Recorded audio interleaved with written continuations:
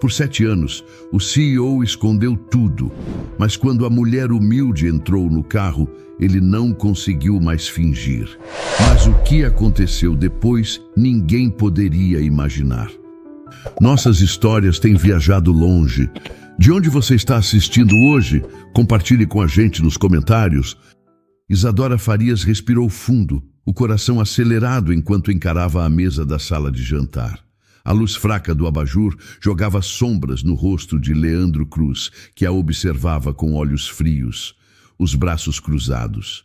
O apartamento dele, sempre impecável, parecia sufocante naquela noite. As cortinas brancas balançavam com a brisa leve, mas nada aliviava o peso no peito dela. 3 anos. 3 anos de promessas, discussões e concessões que sempre caíam sobre ela. Agora era o fim. Leandro, acabou, disse Isadora, a voz firme, embora tremesse por dentro. Não dá mais. Ele levantou uma sobrancelha, claramente surpreso. Acabou? Assim, do nada? A voz dele era cortante, como se ela tivesse jogado algo frágil no chão.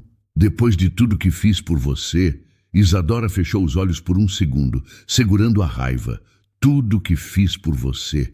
Quantas vezes ela ouviu isso? Cada jantar pago, cada carona, cada presente que ele fazia questão de lembrar. Como se amor fosse uma conta bancária. Não é do nada, respondeu ela abrindo os olhos. Você sabe disso. Não quero ser a dona de casa perfeita que você e sua mãe sonham. Não vou abandonar minha carreira, minha vida para viver assim. Leandro riu, um som seco que fez Isadora estremecer. Sua carreira. Ele se inclinou para a frente, os dedos batendo na mesa. Isadora, você trabalha num escritório qualquer, preenchendo planilhas. Não é como se fosse salvar o mundo. As palavras doeram, mas ela não deixou transparecer. Engoliu o nó na garganta e pegou a bolsa no canto da sala. Dentro, um envelope com o dinheiro que ela passou semanas juntando. Cada centavo que ele já havia investido no relacionamento. Os jantares, as viagens, até o maldito par de brincos que ele deu no último Natal. Ela colocou o envelope na mesa, o som do papel contra a madeira ecoando no silêncio. Aqui está, disse ela, a voz mais calma agora. Tudo que você disse que gastei com você. Não quero dever nada. Leandro olhou para o envelope, confuso, como se nunca tivesse esperado algo assim. Não, você está brincando, né? Ele se levantou, a cadeira arranhando o chão. Não acredito que você fez isso. Sério, Isadora? Contou até os centavos? Contei, respondeu ela, sustentando o olhar dele. Porque sei que você ia jogar isso na minha cara um dia, como sempre faz. Ele ficou em silêncio, os lábios apertados. Por um momento, Isadora achou que ele ia pedir desculpas, que talvez, só talvez, ele percebesse o quanto a machucava. Mas Leandro apenas balançou a cabeça como se ela fosse uma criança teimosa. Você vai se arrepender, disse ele baixo. Vai voltar rastejando quando perceber que não é nada sem mim. As palavras acertaram em cheio, mas Isadora não cedeu. Ela pegou o casaco, jogou a bolsa no ombro e caminhou até a porta. Adeus, Leandro, disse sem olhar para trás. Espero que encontre alguém que aguente viver na sua sombra. A porta fechou com um clique suave, mas para Isadora foi como o som de uma corrente se quebrando. Ela desceu as escadas do prédio, o ar fresco da noite de São Paulo enchendo seus pulmões. As ruas estavam quietas, exceto pelo barulho distante de carros e o zumbido de uma moto passando. Ela parou na calçada, o coração ainda disparado, mas uma leveza começava a crescer dentro dela. Era assustador, sim, mas também libertador. Pela primeira vez em anos, ela sentia que podia respirar. No bolso do casaco, os dedos tocaram o vazio onde o colar de sua mãe costumava estar. O colar de prata com um pingente em forma de coração. A única lembrança que ela tinha da mãe, perdida em algum momento das últimas semanas. A dor da perda apertou seu peito, mas ela se recusou a chorar. Não agora, não depois de tudo. Isadora caminhou até o ponto de ônibus, o vento frio bagunçando seus cabelos castanhos. Enquanto esperava, pensou no que viria a seguir. O trabalho na construtora Altavita não era exatamente um sonho, mas era dela. Suas planilhas, seus relatórios, seu esforço. Mesmo que ninguém no escritório parecesse notar, ela sabia que valia mais do que Leandro acreditava, mais do que ela mesma às vezes acreditava. O ônibus chegou e Isadora subiu, escolhendo um assento perto da janela.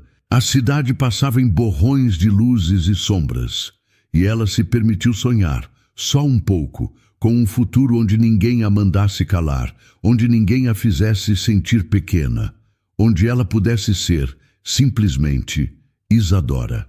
Isadora desceu do ônibus, o ar úmido de São Paulo grudando na pele. A rua estava silenciosa, exceto pelo som de um cachorro latindo ao longe. Ela caminhava devagar, a bolsa pesando no ombro, mas a leveza do término com Leandro ainda pulsava em seu peito. Era como se, ao fechar aquela porta, ela tivesse aberto uma janela, mesmo que pequena, para algo novo. Mas a liberdade vinha com um preço. No bolso, os dedos buscaram novamente o colar da mãe, e a ausência dele trouxe uma pontada de dor, perdido, como tantas outras coisas. No apartamento simples que dividia com uma colega de trabalho, Isadora jogou a bolsa no sofá e se deixou cair ao lado. O silêncio da casa era reconfortante, mas não durou. O celular vibrou na bolsa e o nome de Leandro piscou na tela. Uma mensagem curta. Você esqueceu o carregador do celular que eu paguei. Devolve. E tem os cafés que tomei com você. Calculo uns R$ 150. Isadora riu, amarga. Ele não mudaria. Nunca. Sério, Leandro? Cafés? Murmurou para si mesma, jogando o celular no canto do sofá. Ela não respondeu. Não valia a pena. O celular vibrou novamente, mas dessa vez era Maura, a irmã de Leandro. Isadora hesitou, o dedo parado sobre a tela. Maura nunca ligava para conversar, só para cobrar ou convencer. Contra o bom senso, ela atendeu. Isadora, o que você fez com meu irmão? A voz de Maura era afiada, como se estivesse pronta para uma briga. Ele está arrasado, sabe? Você jogou 3 anos fora por capricho. Isadora respirou fundo, apertando o celular contra a orelha. Maura, não foi capricho. Ele queria que eu largasse tudo, que virasse outra pessoa. Não dá para viver assim. Você é ingrata, retrucou Maura sem hesitar. Leandro cuidou de você, te deu tudo. E agora você o deixa assim? Já pensou no que a minha mãe vai sentir? Eu não devo nada à sua mãe, disse Isadora, a voz firme, mas com um tremor de raiva. E nem a você. Me deixa em paz, Maura. Você vai se arrepender, Isadora. Isadora desligou sem responder, o coração disparado. A audácia de Maura era inacreditável. Ela jogou o celular na almofada, tentando ignorar a raiva que subia pela garganta. Foi então que seus olhos caíram na gaveta da mesinha de canto. Ela a abriu, procurando o colar da mãe, mesmo sabendo que não estaria lá. Era um hábito, uma esperança teimosa.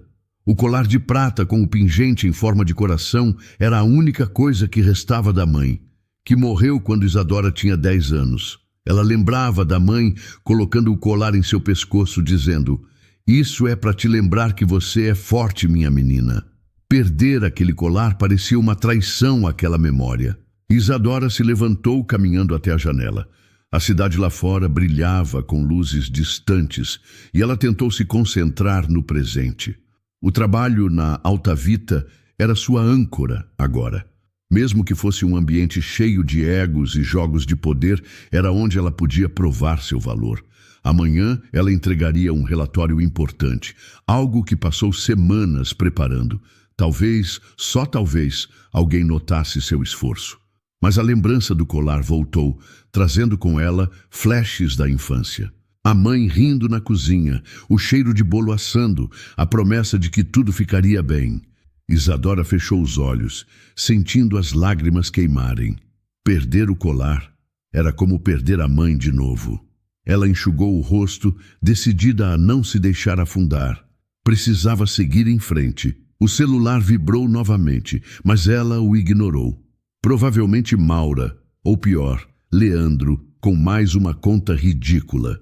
Isadora foi até a cozinha, pegou um copo d'água e bebeu devagar, tentando acalmar a mente. Amanhã seria um novo dia. No trabalho, ela poderia se perder nos números, nas planilhas, na lógica que sempre a salvava. E quem sabe, talvez encontrasse o colar em algum canto esquecido, ou pelo menos encontrasse a força que a mãe dizia que ela tinha. Enquanto se preparava para dormir, Isadora olhou pela janela mais uma vez. A cidade parecia viva, cheia de possibilidades, mas também de incertezas. Ela não sabia o que o futuro traria, mas pela primeira vez em muito tempo sentia que podia enfrentá-lo. Sozinha, sim, mas livre. Isadora acordou com o som insistente do despertador, o corpo pesado de uma noite mal dormida. A lembrança do colar perdido e das mensagens de Leandro e Maura ainda pesava, mas ela se forçou a levantar. O trabalho na construtora Alta Vita era sua chance de se provar, de mostrar que valia mais do que as palavras cruéis do ex-namorado. Ela vestiu uma blusa social azul e uma saia preta, passou um café forte e revisou o relatório que entregaria hoje. Era um documento detalhado, com semanas de análise financeira que poderiam salvar milhares de reais para a empresa. Ela sentia orgulho daquilo. No escritório, o ar-condicionado gelado contrastava com o calor da manhã paulistana. Isadora caminhou pelos corredores de carpete cinza, cumprimentando colegas com um sorriso educado. A sala de reuniões estava cheia quando chegou, o cheiro de café misturado com o perfume forte de alguém. Vinícius Barcelos, o diretor, já estava lá, ajustando a gravata com um sorriso confiante. Ao lado dele, Nádia Gomes, a gerente, folheava papéis, o olhar calculista. "Bom dia, Isadora", disse Nádia com um tom doce que não combinava com seus olhos. "Trouxe o relatório?" Isadora colocou a pasta na mesa, sentindo todos os olhares. "Sim, está tudo aqui. Fiz uma análise completa dos custos do último trimestre. Tem sugestões para reduzir desperdícios na obra da Avenida Paulista." Vinícius pegou a pasta folheando rapidamente. Ele parecia impressionado, mas não disse nada. "Vamos revisar isso na reunião", falou, a voz neutra. "Sente-se, Isadora." A reunião começou, e Isadora apresentou o relatório com calma, explicando cada número, cada gráfico. Ela sentia o peso do momento, a chance de ser reconhecida. Mas quando terminou, Vinícius se levantou, segurando a pasta como se fosse dele. "Excelente trabalho, equipe", disse ele, olhando para todos, menos para Isadora. "Esse relatório mostra o quanto estamos alinhados com os objetivos da Alta Vita. Parabéns, Nádia, por liderar isso." Isadora ficou paralisada, o coração apertado. "Nádia?" Ela olhou para a gerente, que sorriu, como se nada estivesse errado. "Obrigada, Vinícius", respondeu Nádia, com falsa modéstia. "Foi um esforço conjunto, claro." "Conjunto?" Isadora não segurou a voz, que saiu mais alta do que pretendia. Todos se viraram para ela, surpresos. "Eu fiz esse relatório sozinha. Passei semanas nisso. Vocês sabem disso." O silêncio na sala era pesado. Vinícius olhou para ela, claramente incomodado. "Isadora, calma. Aqui é trabalho em equipe. Não é sobre quem fez o quê. É sobre o resultado." "Mas eu fiz tudo", insistiu ela, a voz tremendo de raiva e mágoa. "Cada número, cada cálculo. Não é justo você dar o crédito para outra pessoa." Nádia interveio, com um tom conciliador que soava falso. "Isadora, você contribuiu, claro, mas eu revisei e organizei tudo. É assim que funciona, não é? Dividimos as glórias." Isadora sentiu o chão sumir. "Dividimos as glórias?" Ela queria gritar, mas a sala cheia de colegas a fez engolir as palavras. Ela conhecia aquele jogo. Já tinha visto Vinícius e Nádia fazerem isso antes, pegando o trabalho de outros para subir na empresa. Mas dessa vez era com ela. Era o trabalho dela. "Não é verdade", disse ela baixo, mas firme. "Vocês sabem que não é." Vinícius suspirou, como se lidasse com uma criança teimosa. Isadora, vamos conversar depois. Agora temos que seguir com a reunião. Ela ficou quieta, o rosto quente de humilhação. O resto da reunião passou rápido. Quando acabou, Isadora voltou para sua mesa, o relatório ainda na cabeça. Ela abriu o laptop, tentando se concentrar, mas a raiva queimava. Não era só o crédito roubado. Era a sensação de ser invisível, de novo. Como com Leandro, como com Maura, sempre alguém tentando diminuí-la. No almoço, ela se sentou sozinha na cantina, mexendo na comida sem vontade. Uma colega Clara se aproximou segurando uma bandeja. "Tudo bem, Isa?" perguntou Clara, sentando-se. "Você parecia chateada na reunião." Isadora hesitou, mas decidiu desabafar. "Eles levaram meu trabalho, Clara. O relatório era meu e Vinícius deu o crédito para Nádia. Como se eu não existisse." Clara ficou surpresa, os olhos arregalados. "Sério? Isso é baixo, até para eles. Você vai fazer o quê?" "Não sei", admitiu Isadora, a voz falhando. "Só sei que não aguento mais ser apagada assim." Clara tocou a mão dela gentil. "Você é boa, Isa. Melhor que eles, não deixa isso te parar." Isadora concordou, mas o peso no peito não diminuiu. De volta ao trabalho, ela abriu o relatório no laptop, olhando os números que conhecia de cor. Era seu. E ela não ia deixar que roubassem isso dela tão fácil. A semana passou arrastada, com o peso do relatório roubado ainda apertando o peito de Isadora. Ela tentava se concentrar no trabalho, mas a humilhação da reunião com Vinícius e Nádia voltava como uma sombra. Naquela sexta-feira, o céu de São Paulo estava cinza, prometendo chuva. Isadora saiu do escritório mais cedo, chamada para resolver uma crise no canteiro de obras da Avenida Paulista. Um fornecedor atrasou materiais e ela precisava verificar os números no local. No canteiro, o barulho de máquinas e marteladas enchia o ar. Isadora caminhava com cuidado, desviando de poças de lama, os sapatos sociais já sujos. Ela segurava uma prancheta com anotações, tentando entender onde o erro tinha começado. Foi então que uma voz suave a interrompeu. "Precisa de ajuda?" perguntou um homem parado a poucos metros. Ele usava um casaco escuro e segurava um guarda-chuva, o rosto parcialmente escondido pela sombra. Isadora levantou os olhos, surpresa. Havia algo familiar naquele rosto. Os olhos gentis, o cabelo preto caindo sobre a testa. Ela hesitou, o coração dando um salto.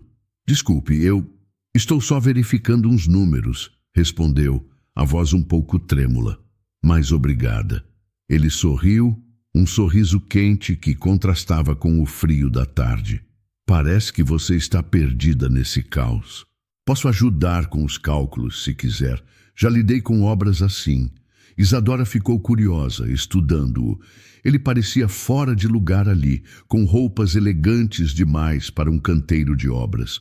Ainda assim, aceitou a ajuda. Eles se sentaram em um banco improvisado e ele analisou as anotações dela com atenção, apontando erros nos pedidos do fornecedor. A forma como ele falava era calma, precisa, como se entendesse cada detalhe.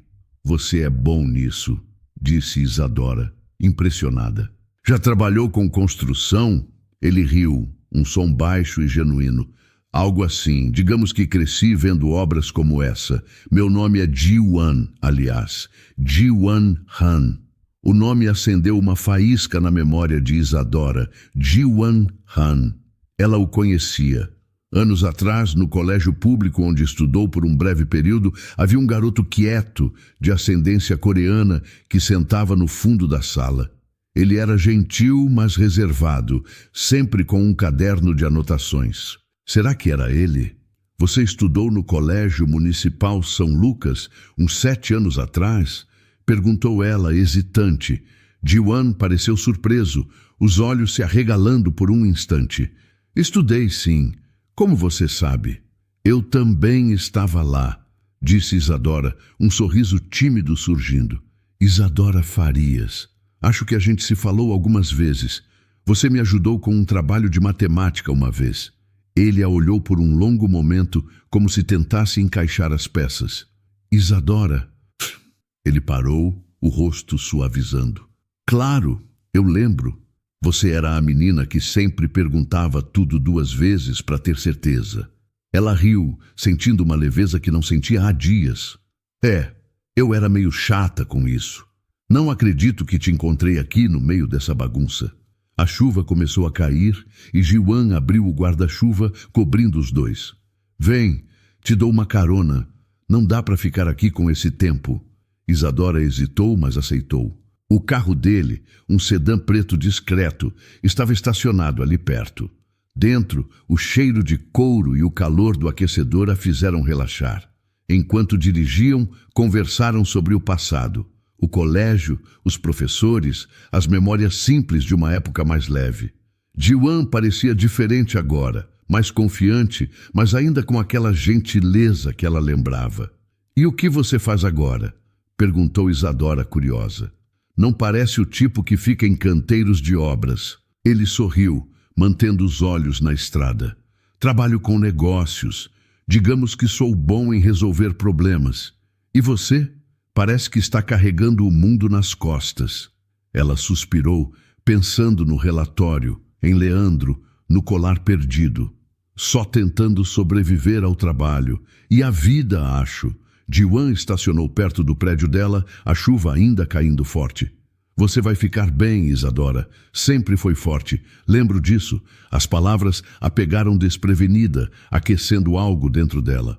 Obrigada, murmurou antes de sair do carro. Foi bom te ver, Ji-wan.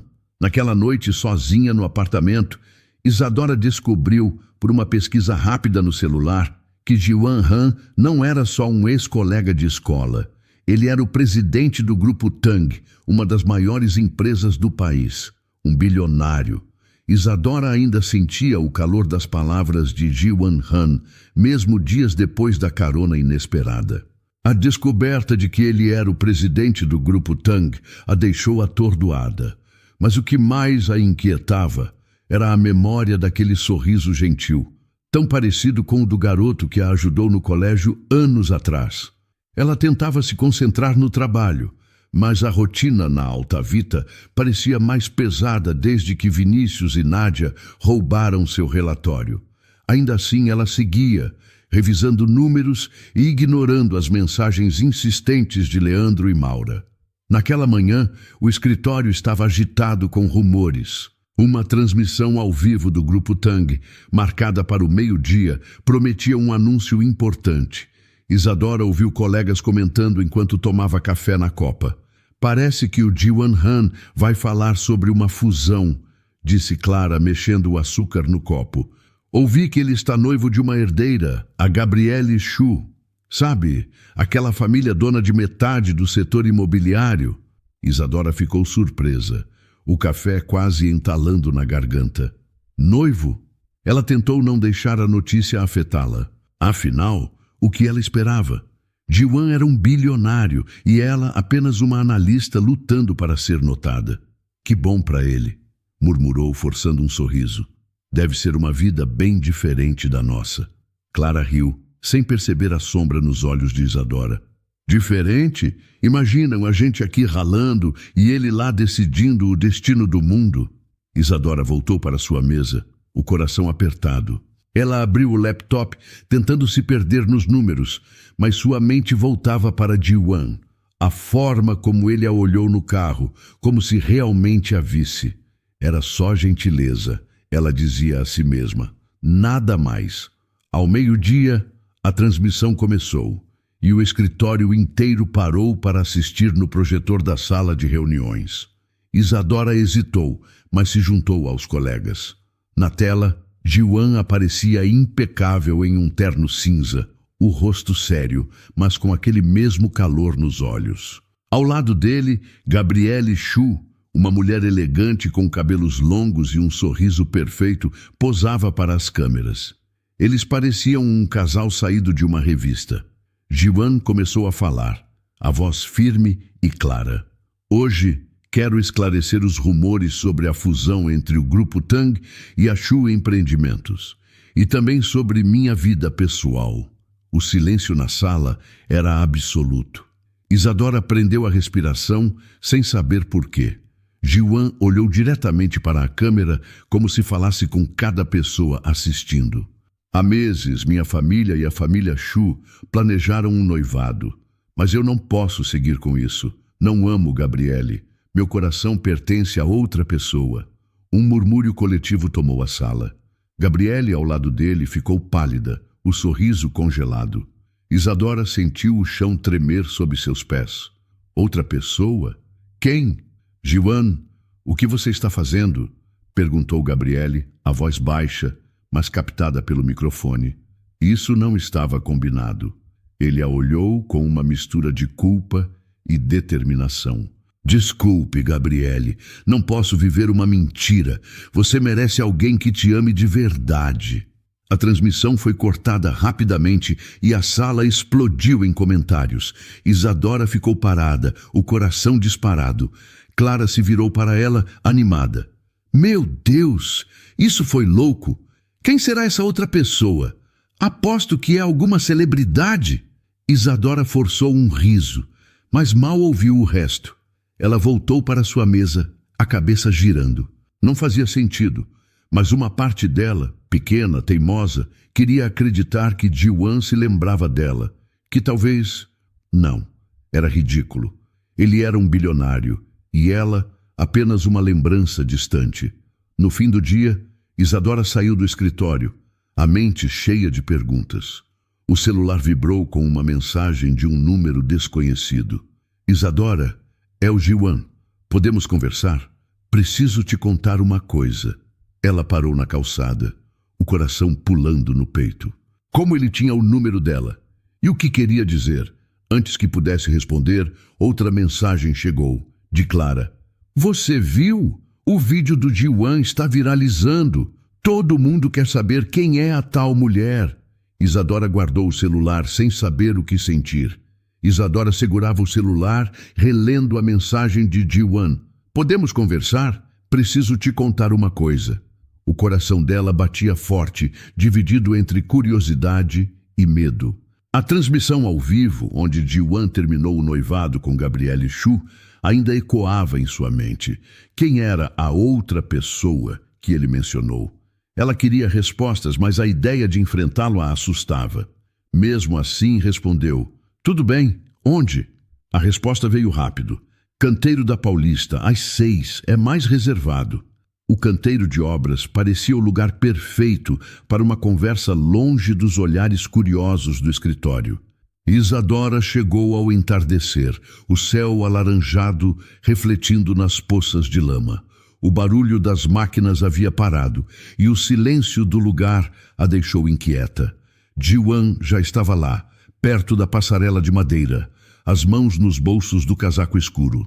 Ele parecia mais vulnerável do que na TV, mas ainda tinha aquele brilho gentil nos olhos. Você veio, disse ele com um sorriso tímido. Pensei que poderia não querer falar comigo depois de tudo. Isadora cruzou os braços, tentando esconder o nervosismo. Não é todo dia que um bilionário me manda mensagem. O que você queria conversar? Jiwan hesitou, olhando para o chão antes de encará-la. Sobre o que eu disse na transmissão. Sobre meu coração pertencer a outra pessoa. Isadora, era sobre você. Ela ficou surpresa, o ar preso na garganta. Eu? Jiwan, a gente mal se conhece agora. Só tivemos aquele momento no colégio e a carona outro dia. Como assim eu? Ele deu um passo à frente, a voz baixa, mas firme. Não é só agora. No colégio você foi a única que me viu de verdade. Eu era o garoto estrangeiro, quieto, que ninguém notava. Mas você sempre sorria, perguntava coisas. Aquilo ficou comigo. Isadora sentiu o rosto esquentar, mas a dúvida a segurou. Jiwan, isso foi há 7 anos. Você é você, e eu sou só uma analista. Não faz sentido. Faz para mim, insistiu ele, os olhos brilhando com emoção.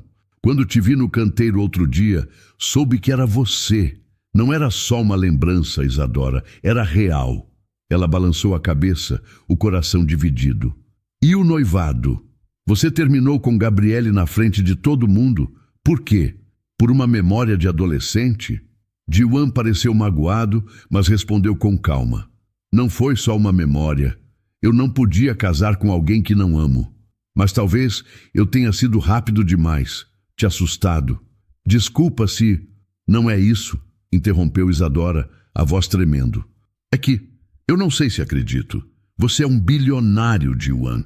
O que quer comigo? Uma aventura? Não sou esse tipo de pessoa. Ele ficou surpreso, o rosto caindo. Não é uma aventura. Isadora, eu juro, é de verdade. Mas a insegurança dela falou mais alto. Desculpa, Ji-wan. Não posso lidar com isso agora. Ela virou as costas, os olhos marejados, e saiu do canteiro, o coração pesado. Naquela noite, Isadora estava em casa tentando esquecer a conversa, quando ligou a TV. A notícia a paralisou. Ji-wan Han, presidente do Grupo Tang, sofreu um acidente grave em um canteiro de obras na Avenida Paulista. Ele está em coma. Imagens mostravam a mesma passarela onde estiveram horas antes.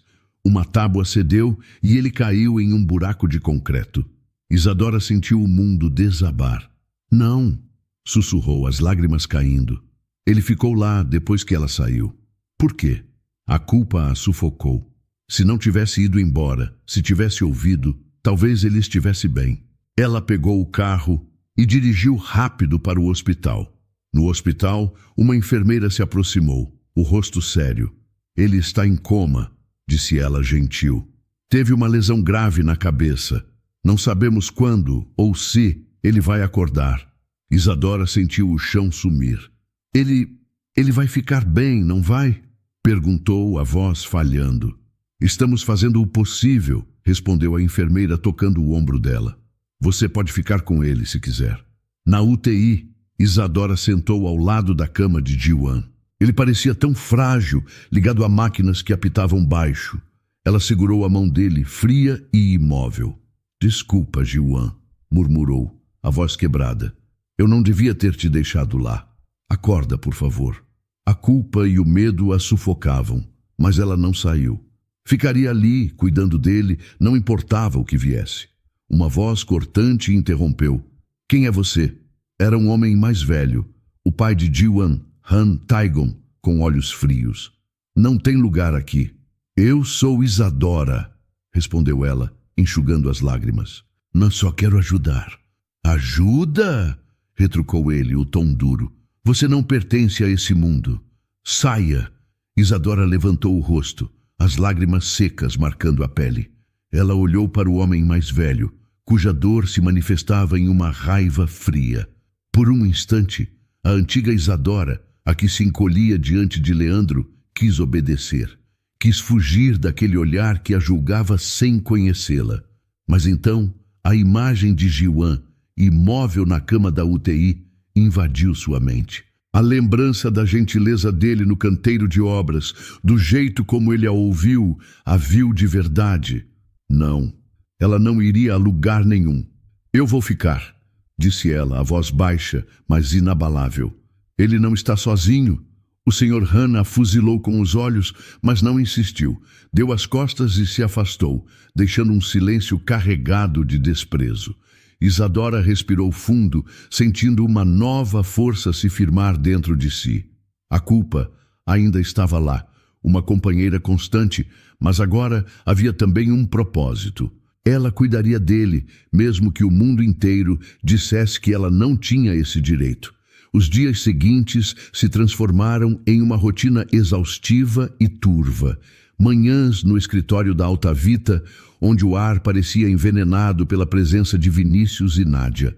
Tardes e noites no hospital, sentada em uma poltrona desconfortável ao lado de Ji-wan, falando com ele em sussurros, lendo notícias do dia, contando sobre sua vida, na esperança de que sua voz pudesse atravessar o nevoeiro do coma. Em uma terça-feira particularmente cinzenta, a hipocrisia no trabalho se tornou insuportável. Ela passou pela copa e ouviu a risada de Nádia, alta e vitoriosa, conversando com Vinícius. O conselho amou a projeção de custos, dizia Vinícius presunçoso. Falei que nosso método era infalível. Com essa, a diretoria do projeto da Zona Sul é nossa. Nádia concordou, ajeitando o cabelo. Foi uma jogada de mestre. Aquela Isadora e a mania dela de checar tudo nos deu o trabalho pronto. Ela é útil, mas nunca terá coragem de verdade. Aquelas palavras atingiram Isadora com uma força devastadora. Nunca terá coragem. Era o que Leandro dizia. Era o que ela temia ser verdade. Mas sentada ao lado de João noite após noite, vendo a fragilidade da vida, algo dentro dela havia mudado. O medo de perder o emprego, de ser humilhada, parecia pequeno perto do medo de perder João. Naquele momento, uma ideia clara e perigosa tomou forma. Ela se lembrou de ter visto Vinícius e Nádia usando uma sala de reuniões menor, no fim do corredor, para suas conversas privadas. Eles eram arrogantes, descuidados.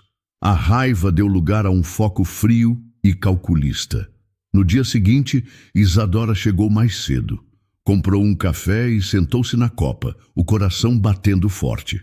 Como ela previu, Vinícius e Nádia entraram, pegaram seus cafés e foram para a salinha. Isadora esperou 2 minutos e os seguiu. A porta estava entreaberta.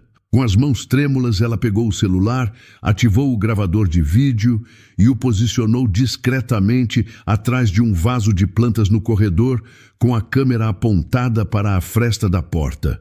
Ela voltou para sua mesa, o estômago revirado. 20 minutos depois, que pareceram uma eternidade, ela voltou e pegou o celular. Em seu computador, com fones de ouvido, ela assistiu ao vídeo.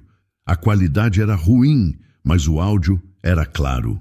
Vinícius e Nádia riam, detalhando como manipularam os dados do relatório dela e como planejavam fazer o mesmo com outro projeto. Era tudo o que ela precisava. Com a prova em mãos, Isadora sentiu um poder que nunca antes experimentara. Naquela tarde, ela enviou um e-mail para a diretoria executiva e para o Departamento de Recursos Humanos, solicitando uma reunião de emergência para discutir uma grave violação de conduta e ética profissional. A reunião foi marcada para a manhã seguinte. Clara, sua única amiga no escritório, a olhou com preocupação. Isa, o que você vai fazer? Eles podem te destruir. Eles já tentaram, Clara, respondeu Isadora, os olhos fixos na tela do computador. Cansei de deixar as pessoas me diminuírem. Na sala de reuniões, o clima era tenso. Os diretores Vinícius e Nádia, todos estavam lá. Nádia lançou um olhar de desprezo para Isadora, enquanto Vinícius parecia apenas entediado. Pois bem, senhorita Farias, disse o diretor sênior, um homem de cabelos grisalhos e olhar penetrante. A que se deve a urgência? Isadora se levantou, as pernas bambas, mas a voz firme. Senhores, eu gostaria de apresentar evidências de uma fraude interna que está comprometendo a integridade financeira e moral do Grupo Altavita. Ela conectou seu laptop ao projetor. O rosto de Vinícius se fechou. Que absurdo é esse? Do que você está falando? Isadora não respondeu. Apenas apertou o play. O vídeo começou a rodar. A sala ficou em um silêncio profundo, quebrado apenas pelas vozes de Vinícius e Nádia na gravação, rindo e conspirando. Nádia ficou pálida como papel. Vinícius se levantou de um salto. Isso é uma montagem. É ilegal. Ela está nos gravando. A única coisa ilegal aqui, Sr. Barcelos, é a fraude que vocês cometeram, disse Isadora, calma, pausando o vídeo. Eu tenho os relatórios originais, com data e hora de criação, que provam que o trabalho era meu. O diretor sênior olhou de Vinícius para Isadora. A decisão foi rápida. Vinícius e Nádia foram suspensos imediatamente, escoltados para fora do prédio pelos seguranças.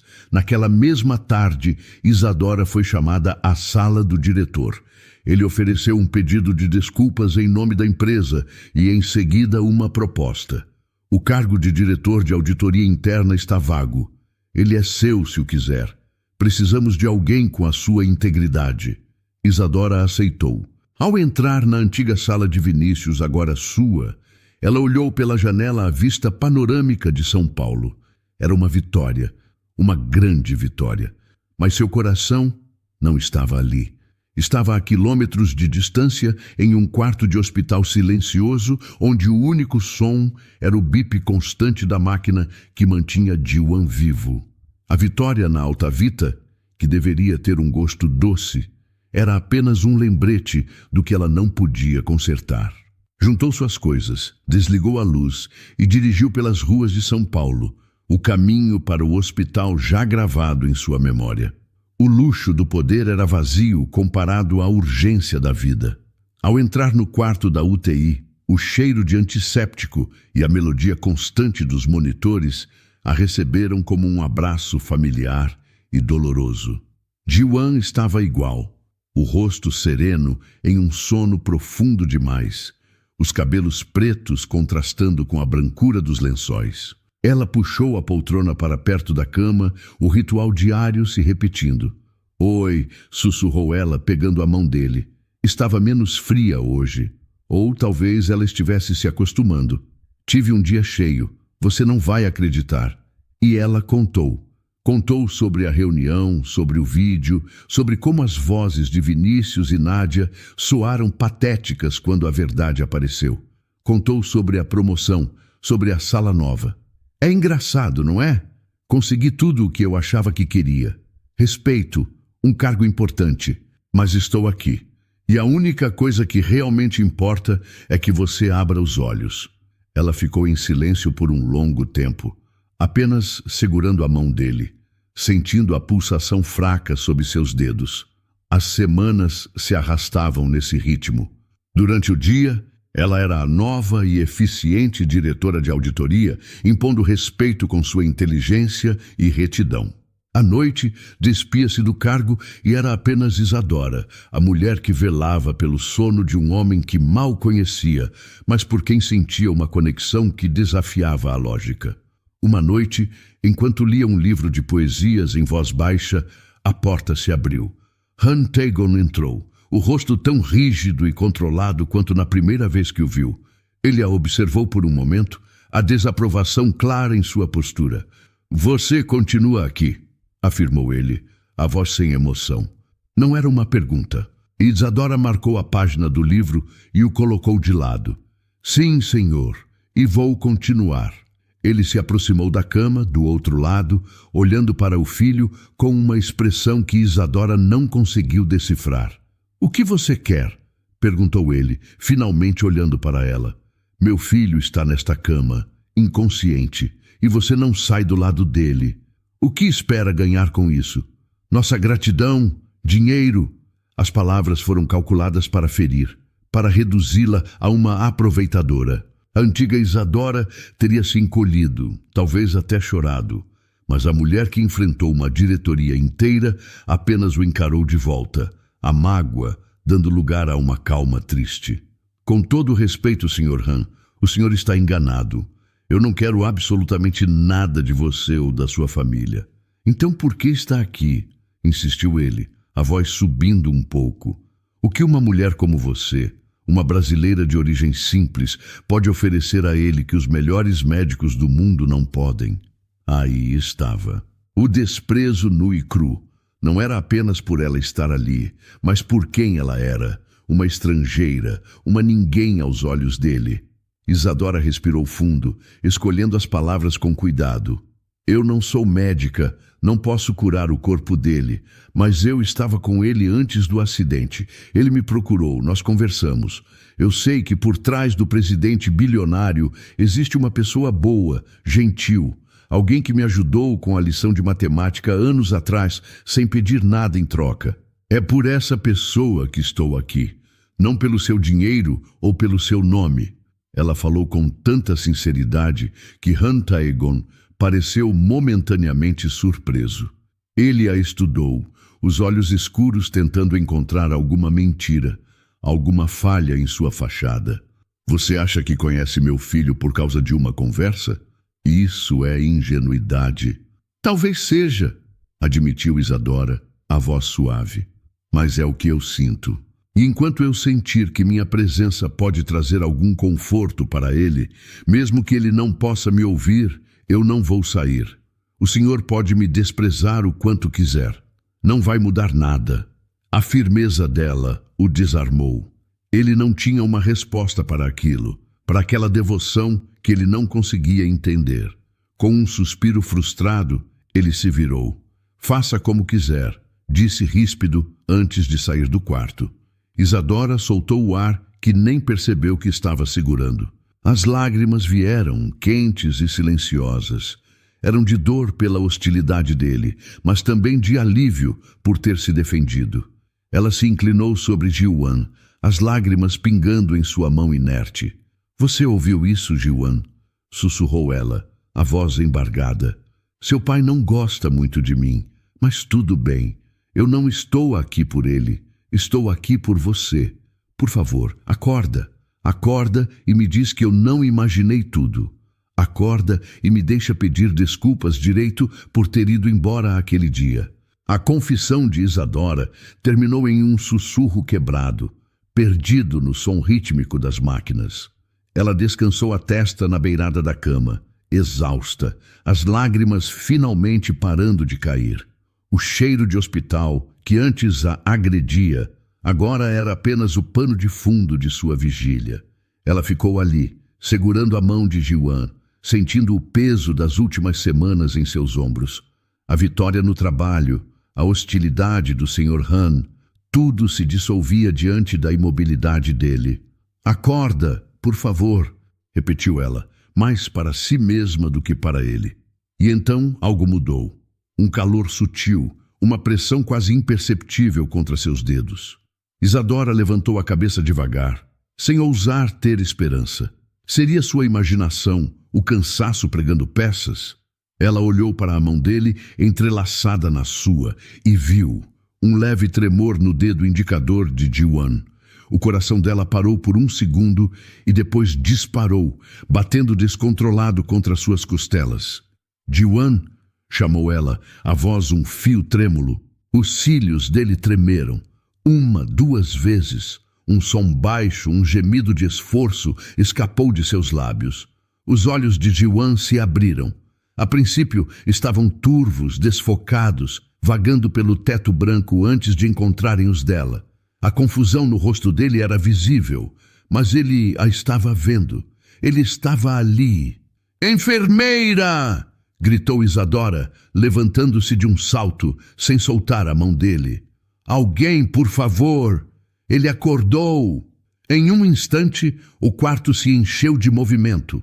Duas enfermeiras e um médico entraram apressados, as vozes calmas e profissionais contrastando com o caos no coração de Isadora.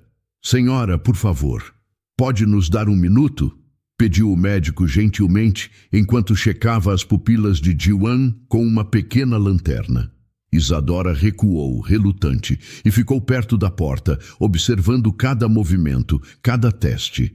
Ji-wan seguia as instruções com lentidão, a fraqueza evidente, mas ele estava consciente, estava de volta. A onda de alívio que a atingiu foi tão forte que suas pernas fraquejaram, e ela teve que se apoiar na parede para não cair. Depois do que pareceu uma vida inteira, o médico se virou para ela com um sorriso contido. Ele está estável e orientado. A recuperação será longa, mas o pior parece ter passado. Ele está perguntando por você. As palavras eram a melodia mais bonita que Isadora já tinha ouvido. Ela se aproximou da cama devagar. As enfermeiras haviam saído, deixando-os a sós. Ji-wan a observava, os olhos ainda cansados, mas cheios de uma emoção que a fez prender a respiração. Oi, disse ela. A voz embargada, um sorriso trêmulo surgindo em seu rosto. Oi, respondeu ele, a voz rouca e fraca, um eco do que era antes. Isadora sentou-se na poltrona, as lágrimas voltando a rolar por seu rosto, mas desta vez eram de pura felicidade. Ji-wan, eu sinto muito, começou ela, as palavras atropeladas pela emoção. Por ter ido embora, por não ter ouvido. Se eu tivesse ficado, talvez... Ele a interrompeu, levantando a mão com um esforço visível. Ela a segurou com as duas mãos, levando-a ao rosto. Não, sussurrou ele. Não foi sua culpa. Nunca foi. Ela balançou a cabeça, incapaz de falar. Isadora, continuou ele, a voz um pouco mais firme. Eu ouvi você. Ela o olhou, surpresa. Ouviu? Todas as vezes. Sobre seu trabalho, sobre seu ex-namorado, sobre o colar da sua mãe e sobre nós. Eu ouvi tudo. A revelação a deixou atônita. Ele esteve presente de alguma forma o tempo todo. Eu preciso te contar uma coisa, disse ele, fazendo uma pausa para respirar. Eu não te reconheci só aquele no canteiro da obra. Eu sempre soube quem você era. Desde o primeiro dia que te vi no grupo Altavita meses atrás. Isadora ficou sem palavras, o queixo caído. Como? Eu nunca te esqueci, confessou ele, os olhos fixos nos dela, revelando uma vulnerabilidade que derrubou todas as barreiras que ela ainda tinha. Naquele colégio. Não falava português direito, não tinha amigos. Eu era o estrangeiro, o garoto invisível. Todos os dias eram solitários. Mas você foi a primeira pessoa que sorriu para mim. De verdade. Um dia, na biblioteca, você me viu sofrendo com uma lição e se aproximou. Você não riu do meu sotaque. Você me ajudou. Com paciência. Você não tem ideia do que aquele gesto simples significou para mim. Foi como uma luz. Ele falava com dificuldade, mas com uma clareza que invadia a alma dela. Você foi a minha luz naquela época, Isadora. Quando meu pai me mandou de volta para a Coreia, eu prometi a mim mesmo que um dia voltaria e te encontraria. Quando assumi os negócios no Brasil, eu te procurei. E eu te encontrei, trabalhando em uma empresa concorrente. Você estava tão focada, tão forte. Eu só não tive coragem de me aproximar. Até aquele dia no canteiro de obras. Isadora chorava abertamente agora. Um choro de quem finalmente entende tudo. Ele não era um príncipe encantado de um conto de fadas. Ele era apenas um garoto solitário que ela ajudou um dia e que nunca a esqueceu. As semanas que se seguiram ao despertar de Ji-Wan foram intensas. Fisioterapia, exames e conversas sussurradas no silêncio do quarto de hospital. Isadora estava sempre lá. Ela o ajudava com os exercícios de fonoaudiologia, lia para ele quando seus olhos se cansavam e, mais importante, apenas existia ao lado dele. A confissão dele havia mudado tudo. Não havia mais culpa, apenas um sentimento de conexão tão profundo que parecia ter existido desde sempre. O amor deles floresceu naquele ambiente estéril, uma prova de que os sentimentos mais fortes não precisam de cenários grandiosos. A recuperação de Ji-Wan foi mais rápida do que os médicos previam. Sua força de vontade, alimentada pelo desejo de começar uma vida com Isadora, era um motor poderoso. No entanto, uma sombra ainda pairava. A visita de Han Tae-gon era inevitável. Ele entrou no quarto em uma tarde ensolarada, o terno impecável contrastando com a atmosfera de recuperação. Ji-Wan, começou o pai, a voz formal. Fico feliz que esteja melhor. Os preparativos para sua transferência para a clínica de reabilitação em Seul estão quase prontos. Ji-Wan, que estava sentado em uma poltrona com a ajuda de Isadora, não demonstrou surpresa. Ele pegou a mão dela, o gesto possessivo e terno. Pai, eu não vou para Seul. Meu tratamento continuará aqui, no Brasil. O Sr. Han olhou para as mãos unidas deles, a mandíbula se contraindo. Não seja ridículo. Sua vida, seus negócios, sua família estão na Coreia. Você não pode jogar tudo fora por causa de uma distração. Isadora não é uma distração, disse Ji-Wan, a voz calma, mas com um fundo de aço. Ela é minha vida agora. Eu a amo, pai, e vou ficar com ela. O pai deu uma risada seca, sem humor. Amor? Você é o herdeiro do grupo Han. O que você sabe sobre amor? Você tem um dever, uma herança a proteger. Se escolher essa mulher, saiba que estará escolhendo uma vida sem seu nome, sem sua família e sem um centavo da sua herança. A ameaça ficou no ar, pesada e final. Isadora sentiu o aperto da mão de Ji-Wan. Ela olhou para ele, pronta para dizer que ele não precisava fazer aquilo, que ela não valia tanto sacrifício. Mas o olhar que ele lhe deu, a silenciou. Eu já vivi uma vida para o Senhor, pai, disse Jiwan, olhando diretamente para o homem mais velho. Vivi para os negócios, para as expectativas, para um noivado que não queria. Quase morri. Agora vou viver para mim. Vou viver para ela. Se o preço do legado da família Han é a minha felicidade, então eu renuncio a ele. Fique com a herança. Eu construirei a minha própria. Han Tae-gon ficou em silêncio, o rosto mostrando fúria e choque. Ele olhou para o filho, que o encarava com uma determinação inabalável, e depois para Isadora, a mulher que aos seus olhos havia roubado tudo. Sem dizer mais uma palavra, ele se virou e saiu, fechando a porta com uma força. Isadora olhou para Jiwan, os olhos cheios de lágrimas. Jiwan, você não precisava... Shhh, disse ele, levando a mão dela aos lábios. Eu precisei. Eu escolheria você 1000 vezes.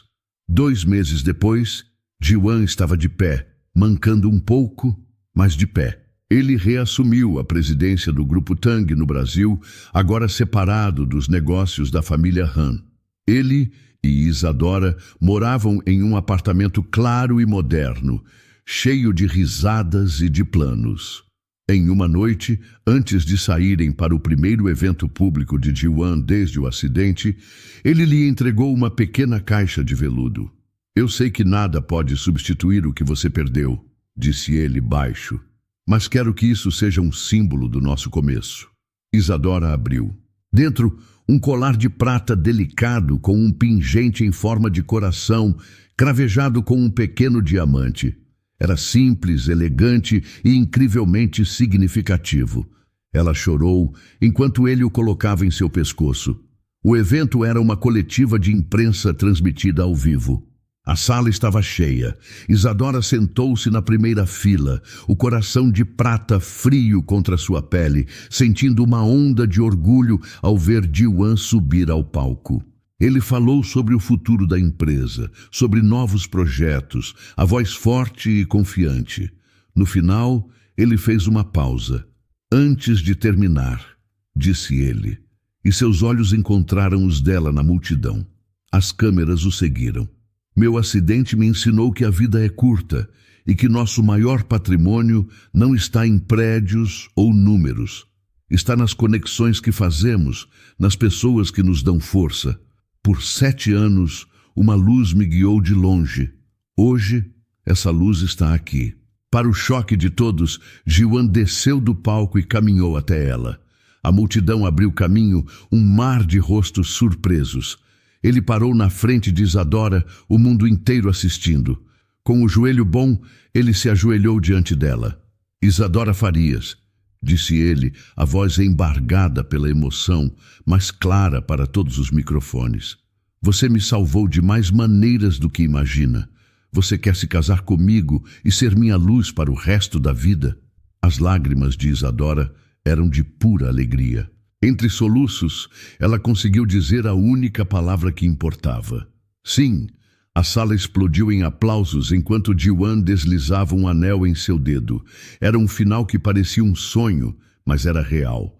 A justiça, o amor e uma nova vida, construída não sobre heranças, mas sobre a base sólida de um sorriso em uma biblioteca anos atrás.